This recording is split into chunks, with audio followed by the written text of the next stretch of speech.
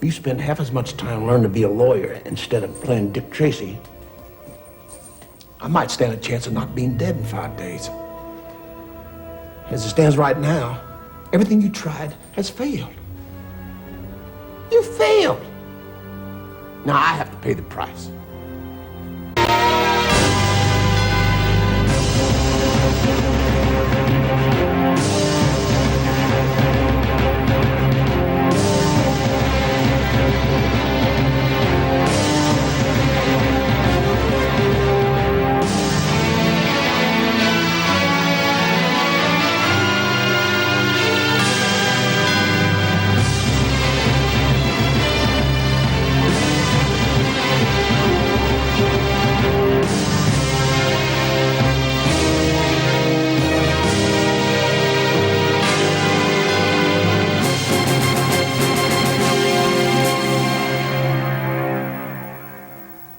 Welcome to a brand new episode of Luc's Box Office. This is a great show. We have a lot of reviews. We have this special segment for you, so you'll have a lot of fun. So if you're by the phones right now and you're listening to TV and you're saying to yourself, this TV is too loud, well, too bad, because this is a good show and you will enjoy it no matter what you do, okay?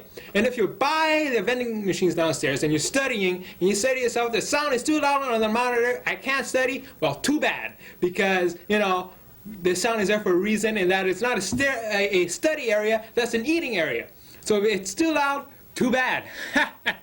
So, stay tuned, you'll have a lot of fun, and here is an upcoming movie. You read The Count of Monte Cristo lately? I read a little bit of it every night. I read words like revenge, sweet lasting revenge.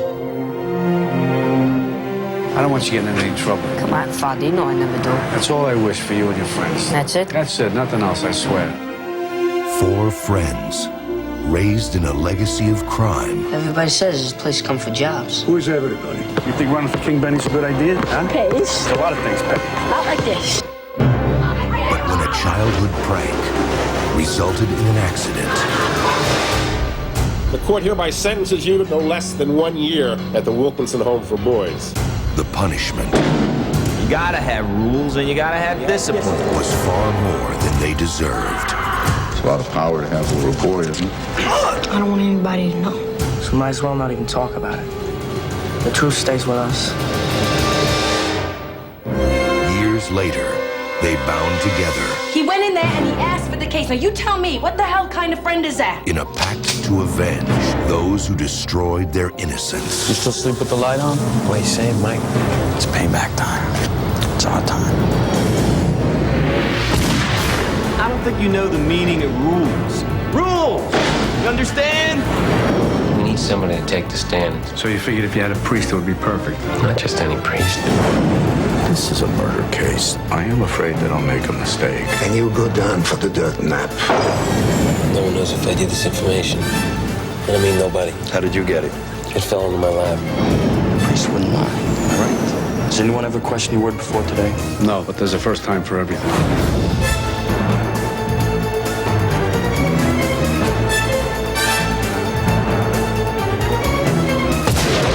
Sleepers, based on the controversial bestseller.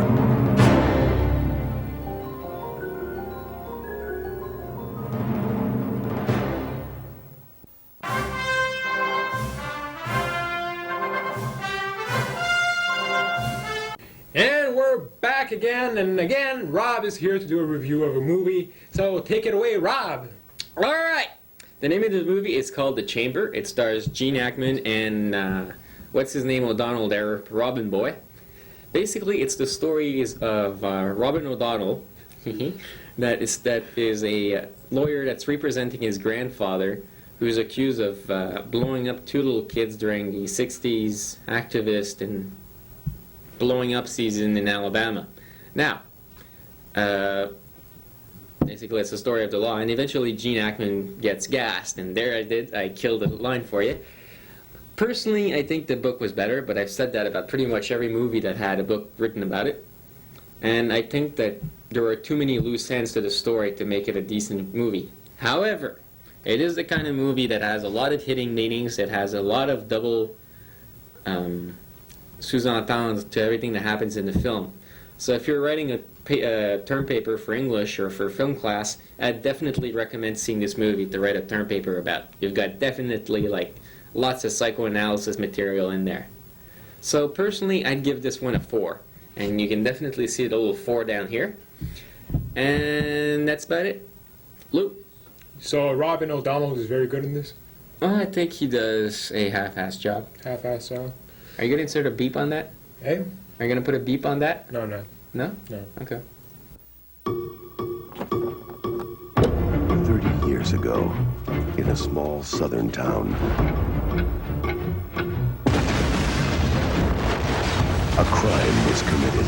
So far, all that's been recovered are the bodies of 2 small children. A killer was apprehended. Did he do it? Oh, he did it. There's no question that he did it. Not a good day to see Sam. Why's that? He dies in 28 days. But the truth is still at large. How many death penalty cases have you had? This is my first, but I am going to save you. You don't look like you could save a turkey from Thanksgiving. Why in the world would he hire you? Sam Cahill's my grandfather. What do you expect to find here? Old Grandpa do good? I don't know what I expected. Sure you do. Grandson. Behind a past I'm here to defend your father. I understand. I understand nothing. no one wants to remember. There's some things I can talk about, there's some things I can't talk about. Are you hiding something from me? And a crime no one can forget. I've always found it very difficult to believe he acted alone. Lies a secret Oh my God. What's RW? I mean, who's RW? someone will kill to protect. You have no idea what you're doing. And maybe someone else planted the bomb. You spend half as much time learning to be a lawyer instead of playing Dick Tracy. I might stand a chance of not being dead in 5 days. I saw the commission's files. You were with someone named RW. 2 of you were assigned to bomb the Kramer office. It don't mean nothing. Shut up about it. The only person on this earth who gives a damn whether you live or die. Now, you said you were interested in new information. Grant, stay. Give me more time. I just don't want you sifting through the ashes because they're not sure what else you might turn up. Be very careful. Dredging the past out. You might not like what comes out. Why are you doing this? So my life would be a lot easier if I could just hate you. What do you think you're doing here? You touch my kid again, I'll kill you! Let justice be served. It ain't over, Sam. It ain't over. But after it is, always look behind you.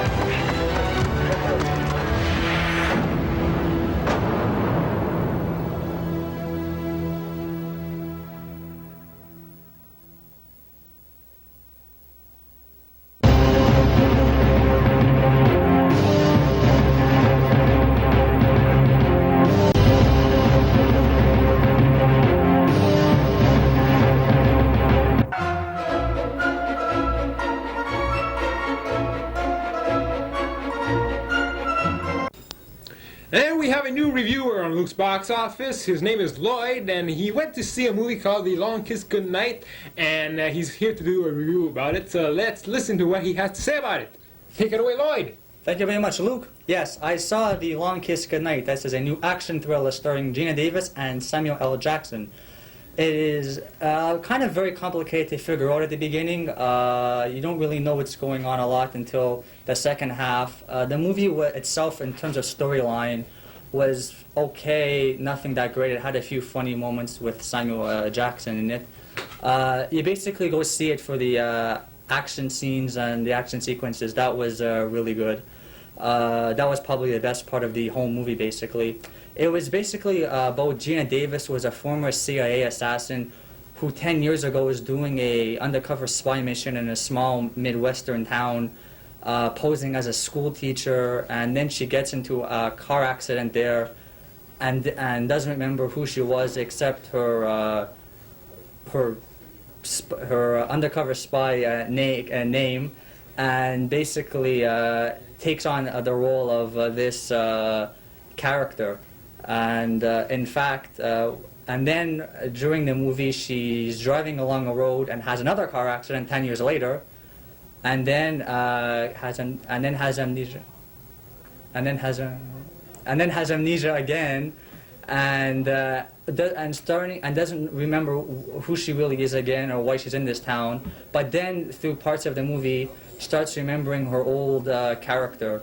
And then Samuel L. Jackson comes into this as a sleazy private investigator / con man who she hires from the Yellow Pages to help her find out parts of her life. And then we see within the movie that about her being this former CIA assassin and all that. The characters in the movie, Samuel L. Jackson plays his character very well. He's a very good actor. I personally like them in this movie. I like them in everything I see. And Geena Davis, who's not a bad actress, she's usually okay, but never really my favorite, actually is very good in this movie. And especially when she's coming into her old assassin personality again, plays very well into the movie as a tough, no-talking woman person. And yeah, it's very good. So if you want to see the movie just for the action scenes and the special effects, and Geena Davis ice skating on an ice rink very fast while trying to get away from an oil truck that's chasing her at the same time, you have to see it. It's hard to explain. Yeah, go see the movie, but don't expect any amazing storylines to keep you hooked onto your seat. Out of $8, I'd give it half, maybe about a 4, no more than that. And that's it. Back to you, Luke. $4, eh? $4, that's it, yeah. Good. All right, so thanks a lot. You're very welcome. And we'll be back.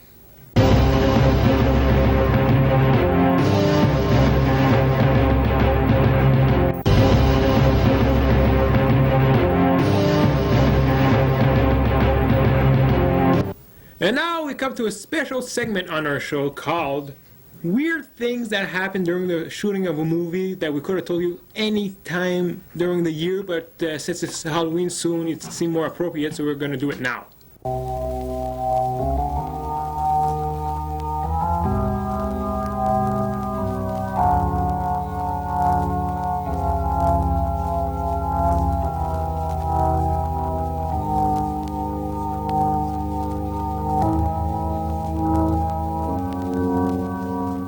Okay, so the weird thing that happened was during the filming of the movie 3 Men and a Baby.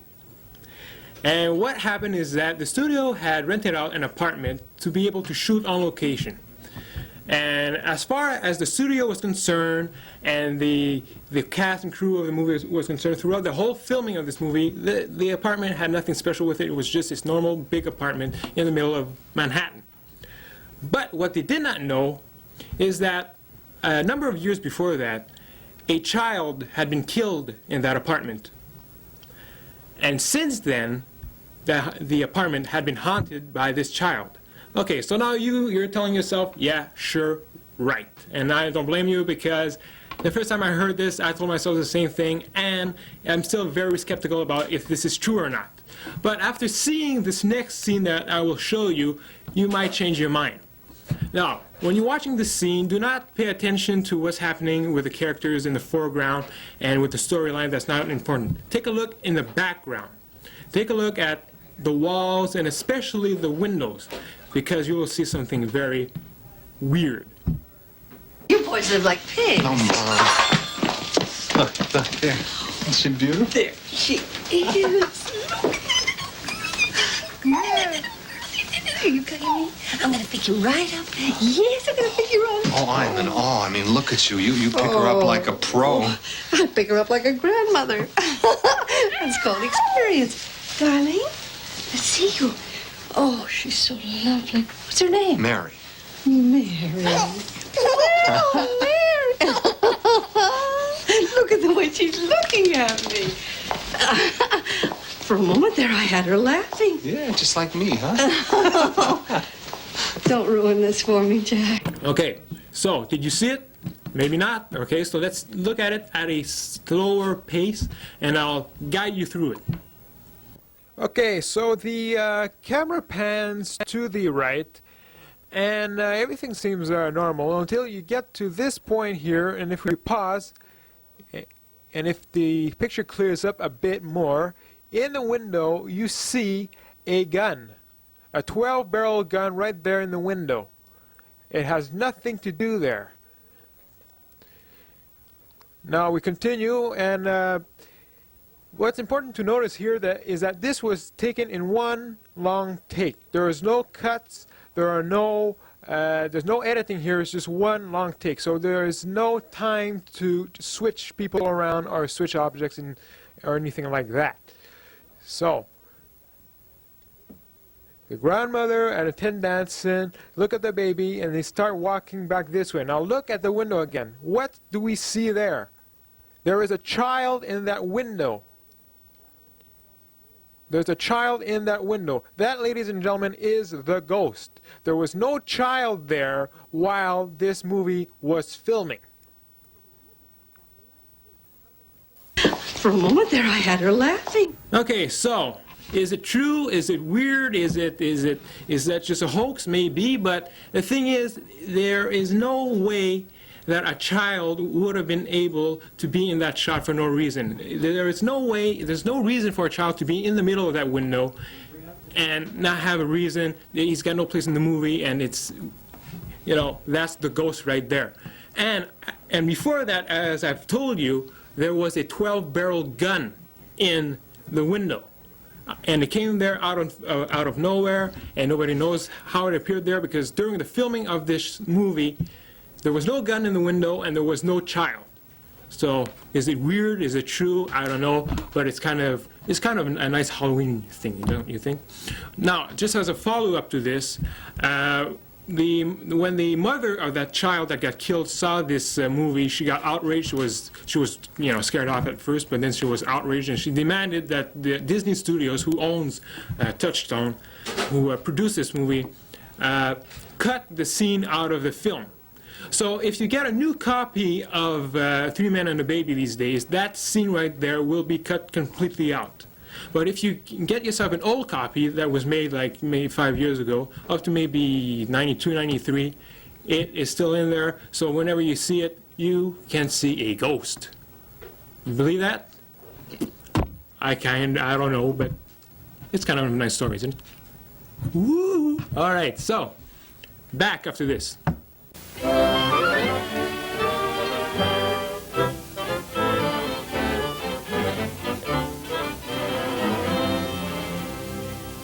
Good afternoon. Here we have a quiet little motel, tucked away off the main highway, and as you see, perfectly harmless looking, when in fact, it has now become known as the scene of the crime. This motel also has, as an adjunct, an old house, which is, if I may say so, a little more sinister looking, less innocent than the motel itself. And in this house, the most dire, horrible events took place. I think we can go inside because the place is up for sale, although I don't know who's going to buy it now. In that window on the second floor, the single one in front, that's where the woman was first seen. Let's go inside.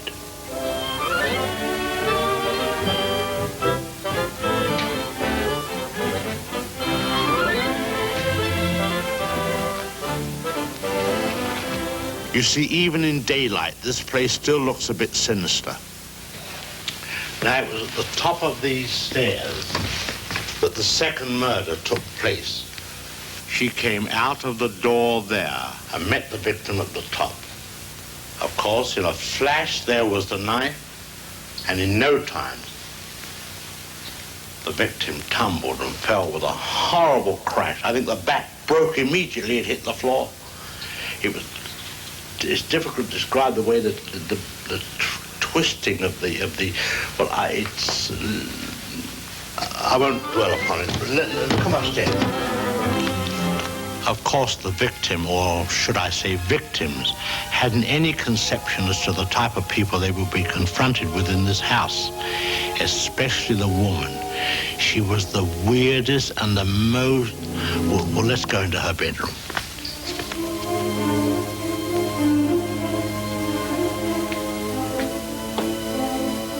Here's the woman's room, still beautifully preserved.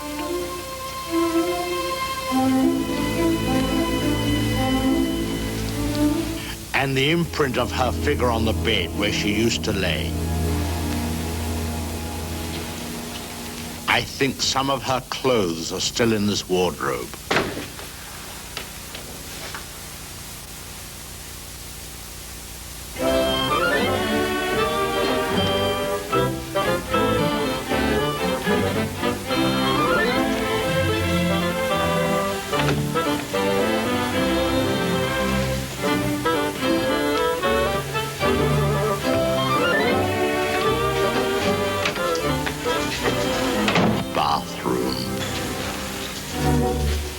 This was the son's room, but we won't go in there because his favorite spot was the little parlor behind his office in the motel. Let's go down there.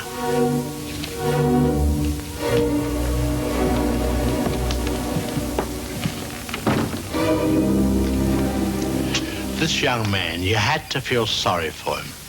After all, being dominated by an almost maniacal woman was enough to drive anyone to the extreme of, well, let's go in. Well, I suppose you'd call this his hideaway. His hobby, as you see, was taxidermy. Crow here, an owl there.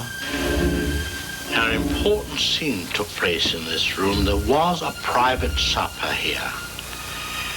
And, oh, by the way, this picture has great significance because, let's go along to cabin number 1. I want to show you something there.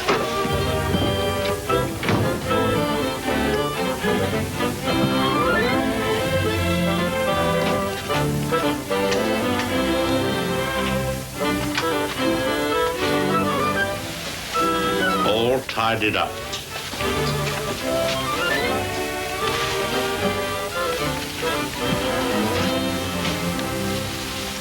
The bathroom.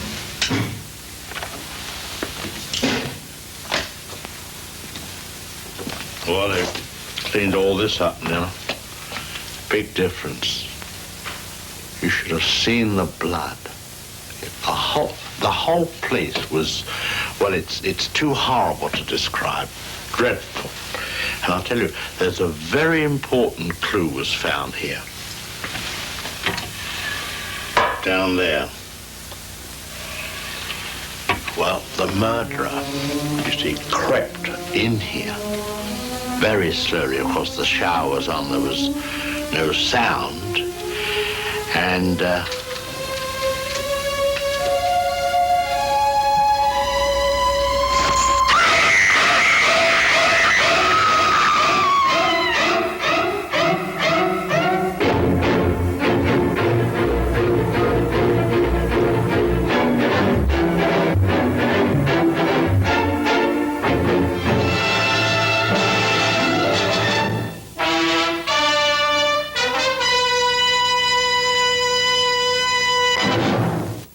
that's it again. That's another show for this semester. I hope you enjoyed it. I hope you'll have a very, very happy Halloween.